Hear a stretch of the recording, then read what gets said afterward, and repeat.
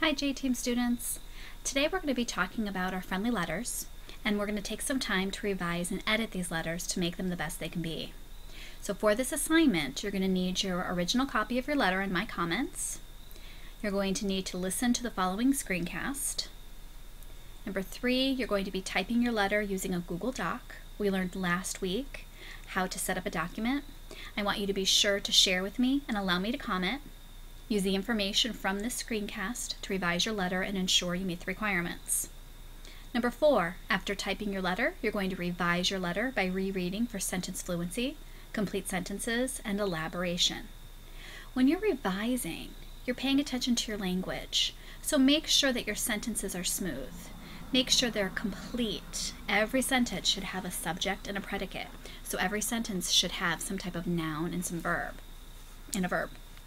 And then you also need to elaborate, which means you're going to tell more about whatever you're talking about. So if you're telling me that you love baseball, well, you want to mention why. Maybe you want to include an anecdote, a little couple sentences explaining something that happened when you were playing baseball. After revising your letter, you're going to edit your letter for the conventions, for spelling, punctuation, and capitalization.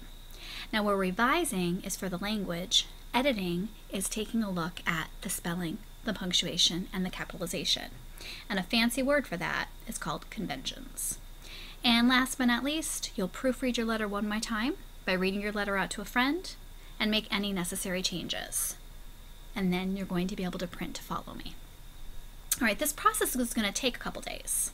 So let's take a look at what's next. All right, here is a sample of a friendly letter. So when you're typing on a Google Doc, you want to make sure your first and last name is in that top left-hand corner and your period is here.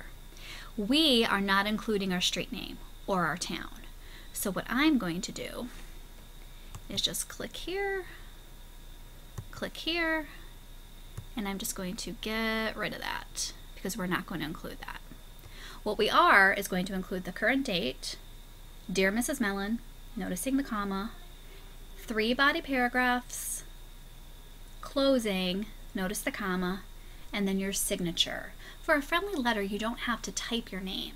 You merely sign the first and last name in cursive. All right, so let's go back to the parts of a friendly letter. You have your date, you have your greeting, and then it talks about the introductory paragraph. Use this paragraph to explain your purpose for writing. Try to include at least 3 to 4 sentences. Friendly letters are a form of casual correspondence, so the number of paragraphs and sentences per paragraph can vary. All right, notice the lack of spacing between paragraphs and use the indentation to indicate the beginning of a new paragraph. This is a more traditional letter format. Also note the indentation of the heading information, your address and your line. And notice how the date here lines up with that word sincerely. All right, you can choose to use the block format, which is a business letter sample, which I'll show you in just a second, or you can use this friendly letter format. You'll see the difference in a minute. All right, in closing, again, make sure you include the comma, and then that can just be your signature, and that will be signed in cursive, first and last name. So this is a friendly letter, but let me show you what that business letter looks like. Notice the business letter is a block style, where the friendly letter, your date was over here, the business style, the block style, the date is over here. With also a friendly letter, your closing was over here. With this block style, your closing is right here. Now here, we do not want to include our information here with our name and address because you're just writing to me, your teacher, so I don't need that. So I'm going to go ahead and block all of that out. There we go. And again, it depends, whatever style you choose, you do want to make sure you have your first and last name on the top as well as your period. All right, let's go back to that friendly letter format for a sec. Each paragraph needs to make sure, you need to make sure that you're staying on that same topic. So if it's a new topic, it's a new paragraph. Keep in mind, each new paragraph is indented. You can just press the tab key on your keyboard and that gets you that indentation that you need. Notice here are 3 paragraphs. You need to include at least 3 paragraphs. If your original letter has more, awesome, include all of that. But if your original letter has less, you want to make sure you have at least 3 paragraphs. All right, there's that block style. Again, you're free to use the block style.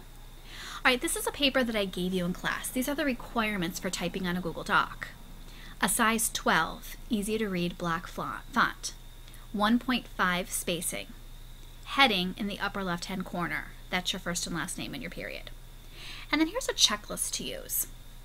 And this checklist is when you are done with your revising your letter. This is when you're editing. You want to make sure that you have the friendly letter format. You want to make sure that you've included everything you need for paragraphs, and you want to make sure you have everything for conventions. Notice on my screen, spelling is here. Looks like punctuation has disappeared. You need to make sure that you have punctuation and capitalization as well. You see that on your sheet. All right, of course, we all want to get an A, so let's talk about getting an A. Your letter demonstrates mastery of the friendly letter format. Paragraphs are indented, written in complete sentences, and like ideas are grouped together. You elaborate your ideas instead of just listing. It is evident you took the time to edit for correct conventions. Bravo. So to get an A, you're going to need to make sure that you have that friendly letter format, or you can use that business style. It doesn't matter which one, but you need to make sure that you're sticking with one or the other. You need to make sure that you have those paragraphs indented, you have like ideas together, you've proofread for capitalization, punctuation, and spelling, and that will get you that A score. And you can take a minute and pause if you'd like to read about the B and the C and the D.